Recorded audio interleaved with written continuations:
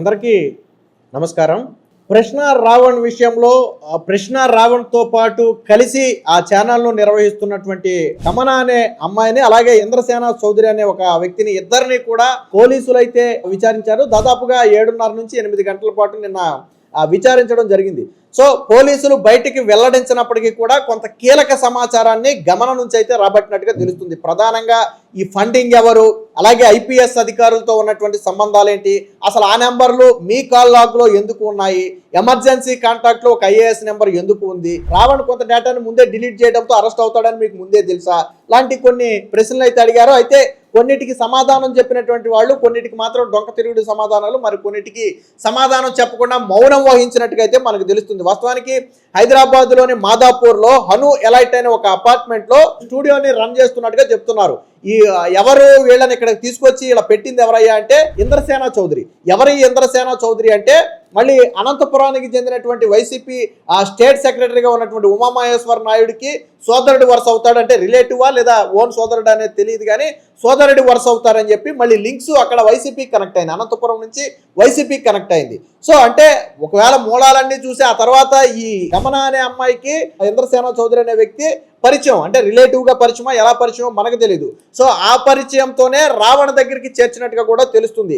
ఆ తరువాతే రావణ్కు ఉచితంగా, వాస్తవానికి ఈ బిల్డింగ్కి రెంట్లేమీ లేవు, మొత్తంగా వీళ్ళు 3 ఆఫీసులు నడుపుతున్నారు అన్నట్టుగా సమాచారం. అది నిజమా కాదనేది పోలీసులు తేల్చాలి.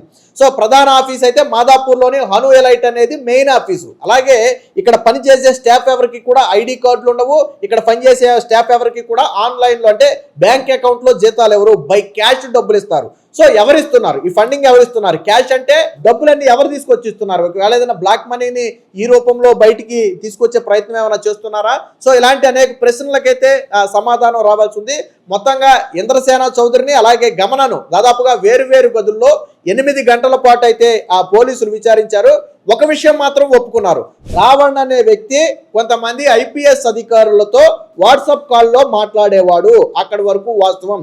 కానీ ఏం మాట్లాడేవాడు, ఎందుకు మాట్లాడేవాడు, ఎవరితో మాట్లాడేవాడు అనేది మాత్రం మాకు తెలియదు అని చెప్పి నిన్న గమన అయితే చెప్పినట్టుగా తెలిసిందంటే కొంతమంది ఐపీఎస్ అధికారులు, రిటైర్డ్ ఐపీఎస్ అధికారులా లేదా ప్రస్తుతానికి సర్వీస్లో ఉన్నటువంటి ఐపీఎస్ అధికారులా మనకు తెలియదు, కానీ కొంతమంది ఐఏఎస్ ఐపీఎస్ స్థాయి అధికారులు రావణ్తో మాట్లాడుతున్న మాట వాస్తవమేనని చెప్పి స్వయంగా ఆ పార్ట్నర్గా ఉన్నటువంటి గమనే చెప్పింది. వాస్తవానికి ఎవరి గమన అంటే, వాస్తవానికి గమన వీళ్ళ ఫ్యామిలీ మొత్తం బెంగళూరు.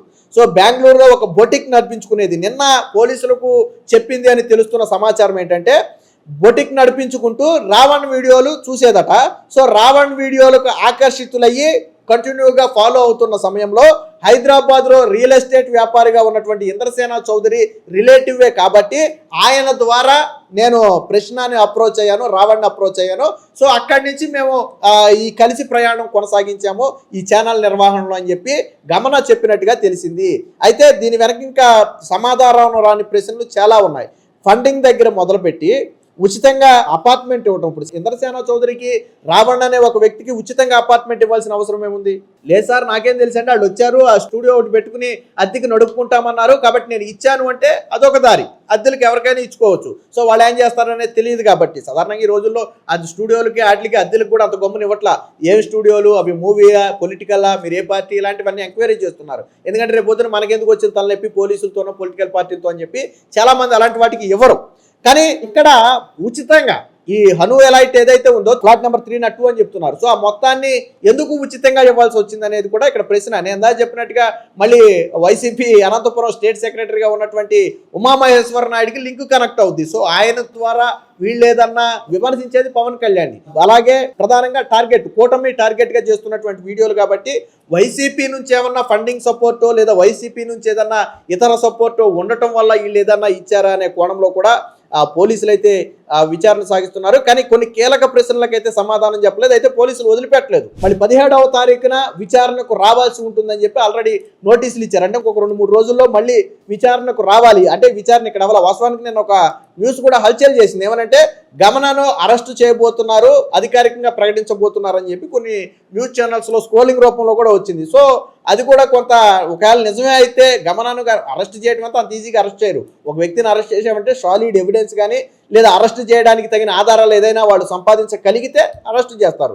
ప్రస్తుతానికి గమన కాల్ లాగ్తో పాటు రావణ్ కాల్ లాగ్తో పాటు ఇప్పుడు ఇంద్రసేన చౌదరికి సంబంధించినటువంటి ఫోన్ డేటా విశ్లేషణకు కూడా అవకాశం ఉన్నట్టుగా తెలుస్తుంది. ఆల్రెడీ రావణ్ ఫోన్ డేటా అనేది ఇప్పటికే విశ్లేషణ జరిగింది. సో ఇక జరగాల్సింది ఎవరిదంటే గమనది కూడా ఆల్రెడీ జరిగింది కాబట్టి ఐపీఎస్ నెంబర్ల అధికారులు అయ్యి ఉన్నాయని తెలిసారు. సో ఇంకా ఇప్పుడు ఇంద్రసేన చౌదరి ఈ లిస్టులో నెక్స్ట్ ఉన్నటువంటి వ్యక్తి ఎవరయ్యా అంటే ఇంద్రసేన చౌదరి. సో ఇంద్రసేన చౌదరికి కూడా కొంత ఇబ్బందికర పరిస్థితులు భవిష్యత్తులో, ఎందుకంటే ఎక్కడి నుంచి వచ్చారు, ఒక ప్రభుత్వం మీద విమర్శలు చేస్తున్నటువంటి రావణ్తో ఎందుకు కలిశారు, ఉచితంగా ఎందుకు అపార్ట్మెంట్ ఇచ్చారు, అలాగే డబ్బులు ఎవరిస్తున్నారు, ఫండింగ్ ఎవరిస్తున్నారు. యూట్యూబ్ ఆదాయం అయితే మనకు తెలిసి యూట్యూబ్ ఆదాయం మీద బాగా అనుభవం ఉన్న వాళ్ళు చెప్తుంది ఏంటంటే యావరేజ్న నెలకి 2 లక్షల నుంచి 2.5 లక్షలు, హైయెస్ట్ వస్తే 3 లక్షలు.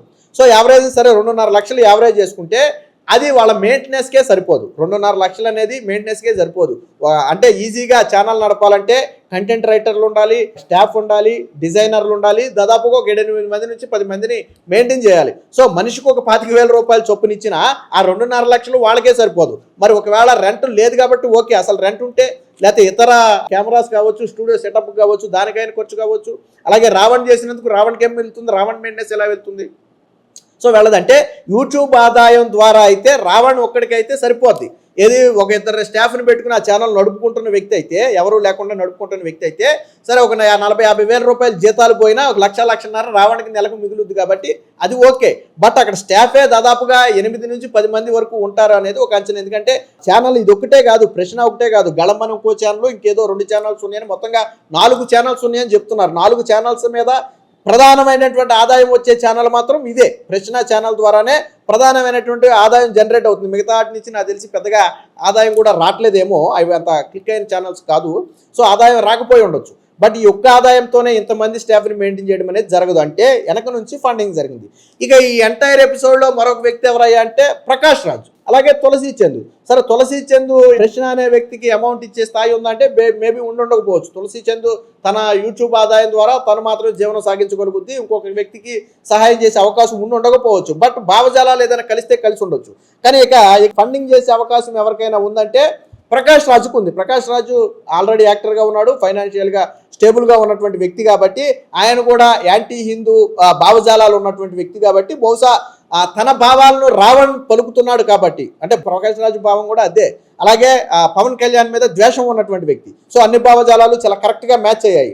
సో తన భావజాలాలను రావణ్ పలుకుతున్నాడు కాబట్టి బహుశా రావణ్కి ఏదైనా ఫండింగ్ చేశాడా అనే కోణంలో పోలీసులు విచారణ ఉంది. ఇది చేశాడా లేదా అనేది తెలియాలంటే బ్యాంక్ స్టేట్మెంట్లు అవి పరిశీలించాలి. ఖచ్చితంగా ఆన్లైన్ ట్రాన్సాక్షన్ అయ్యి ఉండొచ్చు. ప్రతి నెల చేతితో తీసుకెళ్లి డబ్బులు ఇచ్చే అవకాశం ఉండదు కదా. లేదా ఈ స్టూడియో మొత్తం నడపడం వెనక ఏదైనా ఇంకా ఎవరిదైనా అదృష్ట శక్తి ఉందా, ఎవరైనా ఫండింగ్ ఇచ్చి నడుపుతున్నారా, స్పాన్సర్డ్ చేస్తున్నారా అనే కోణంలో కూడా పోలీసులు విచారణ చేస్తున్నారు. మొత్తంగా నిన్న గమన 7 గంటల విచారణలో మాత్రం కొంత కీలక డేటాను పోలీసులు అయితే సేకరించినట్టుగా తెలుస్తుంది. సో దీని పట్ల మీరేమనుకుంటారు, గమన విచారణ పట్ల మీరేమనుకుంటారు, అలాగే వీడియో ఎలా ఉందనేది కామెంట్ రూపంలో తెలియజేయండి.